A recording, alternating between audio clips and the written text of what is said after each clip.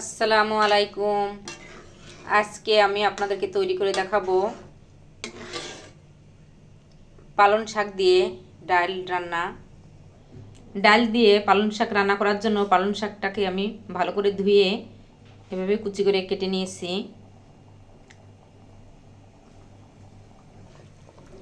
নিয়েছি 1 কাপ ডাল, মসুরির ডাল নিয়েছি। এখানে আমি ডালটাকে হলুদ, লবণ, রসুন, পেঁয়াজ, কাঁচামরিচ, ধনিয়ার গুঁড়ো, তেল দিয়ে সিদ্ধ করে নিয়েছি।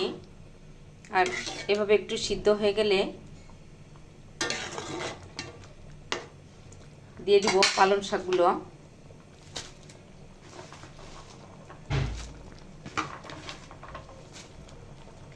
পালং শাক দিয়ে নাড়াচাড়া দিয়ে নিব।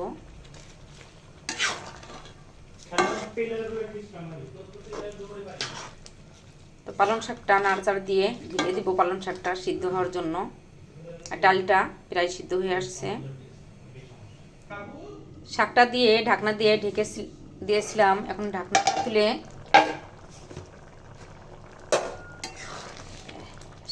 ডাল শাকটা নাড়াচাড়া দিয়ে নিয়েছি। আর শাকটাও সিদ্ধ হয়ে গেছে, ডালটাও সিদ্ধ হয়ে গেছে। এখন নামিয়ে নিব। তো এইভাবেও খাওয়া যায়। তো আমি বাগার দিয়ে নিব। ডালটা নামিয়ে বাগার দিয়ে নিব। ডাল পালং শাকটা সিদ্ধ করে নামিয়ে নিয়েছি। এখন বাগার দেওয়ার জন্য এখানে প্যানে তেল দিয়ে দিয়েছি। এখন দিয়ে দিব শুকনো মরিচ কুচি, পেঁয়াজ কুচি, রসুন কুচি দিয়ে আমি বেরেস্তার কালার করে ভেজে নিব।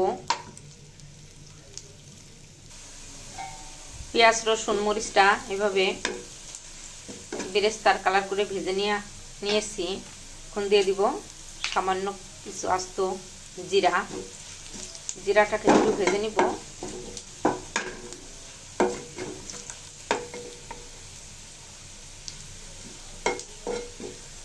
এখন দিয়ে দিব ডালটা দিয়ে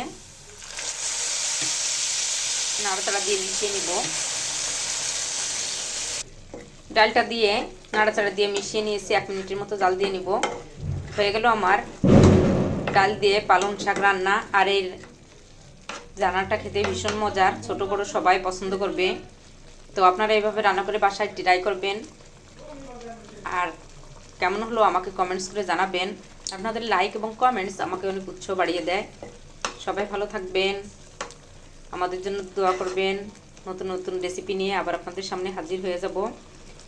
আল্লাহ হাফেজ।